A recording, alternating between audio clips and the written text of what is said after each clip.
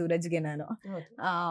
ಬಾ swimming pool ಬೀಳು ಅಂತ. ಅಂದ್ರೆ ಏನಾಗಿರತ್ತೆ ಅಂದ್ರೆ ನೀನ್ ಕ್ಯಾಪ್ಟನ್ ಆಗಿದ್ಯಾ, ಆ ಧನುಷ್ ಇವರೆಲ್ಲ ಬಂದ್ ಹೇಳ್ತಾರೆ ಎಲ್ಲಾರ್ಗೂ ಒಂದೇ ತರ ಇರ್ಬೇಕು ಪನಿಷ್ಮೆಂಟ್ಸ್, ಯಾರಿಗೂ ಓಕೆ ಅವ್ರು ಬಂದ್ ಕೇಳಿದ್ರು ಹಿಂಗೆಲ್ಲ ನಿಮ್ಗೆ ಇದ್ ಮಾಡಿದ್ರೆ ಫೇವರಿಸಂ ಮಾಡ್ಬಿಡ್ತಿದ್ದಾಳೆ ಅಂತ ಅಂತ ಅನ್ಕೊಂತಾರೆ ಆಗತ್ತೆ ಅಂತ ನಿಮ್ ಅನ್ಕೊಂಡು ಮನ್ಸಲ್ಲಿ ನನಗೆ ಅದೊಂದಿತ್ತು. ಹ್ಮ್ ಹ್ಮ್. ಅದಕ್ಕೆ ನಾನು ಹೇಳ್ತೀನಿ ಆ ತರ ಎಲ್ಲ ಏನೂ ಇಲ್ಲ ಧನು ಅನ್ಕೊಂಡು ಹೇಳಿರ್ತೀನಿ. ಇದೊಂದು ಇನ್ಸಿಡೆಂಟ್ ನೆನ್ಪಿಟ್ಕೊಳ್ಳಿ. ಅದಾದ್ಮೇಲೆ ಅವನಿಗೆ 2-3 ಸಲ ಹೋಗಿ ಹೇಳ್ತೀನಿ. 2-3 ಸಲ ಅಲ್ಲ, ತುಂಬಾ ಸಲ ಹೇಳ್ತೀನಿ. ಒಂದ್ ಹಿಂದಿನ ದಿನ ಹೇಳಿರ್ತೀನಿ, ನೆಕ್ಸ್ಟ್ ಡೇ ಬಂದ್ ರೂಮಲ್ಲಿ ಹೇಳ್ತೀನಿ, ಮತ್ತೆ 2 ಸಲ ಹೇಳ್ತೀನಿ, ಮತ್ತೆ ಡ್ರೆಸ್ ಚೇಂಜ್ ಮಾಡ್ಕೊಂಡ್ ಬರ್ತೀನಿ ಹೇಳ್ತೀನಿ. ನಾನ್ ಬೀಳಲ್ಲ ಅಂತ ಹೇಳ್ತಾನೆ. I'm like why?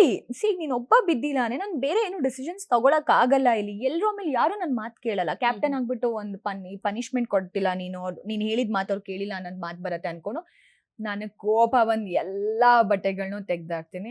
ಬಟ್ ಆ ಟೈಮಲ್ಲಿ ನನಗ್ ಬೇಜಾರಾಗಲ್ಲ, ರಿಗ್ರೆಟ್ ಅನ್ನೋದು ಆ ಮೊಮೆಂಟ್ಗೆಲ್ಲ ನಂಗೆ ಏನು ಅನ್ಸಲ್ಲ. ಸಿ ಅದ್ ಮಾಡಿದ್ದಕ್ಕೇನೆ ನೆಕ್ಸ್ಟ್ ಮಾತ್ ಹೆಂಗ್ ಬಂತು ಗೊತ್ತಾ, ಅಟ್ಲೀಸ್ಟ್ ನೆಕ್ಸ್ಟ್ ದಿನ ನಾವು ಬೀಳ್ತೀವಿ ಪೂಲ್ಗೆ ಅಂತ ಹೇಳಿದ್ರು. ಇನ್ ಕೇಸ್ ಅವನಿಗೆ ಪನಿಷ್ಮೆಂಟ್ ಕೊಡ್ದಲೆ ನೀನ್ ಸುಮ್ನಿದ್ದೀರಾ ನಾವ್ ಯಾರು ಪೂಲಿಗೆ ಬೀಳಲ್ಲ ಅನ್ನೋದು ಮಾತು ಬಂತು ಅಲ್ಲೆಲ್ಲ.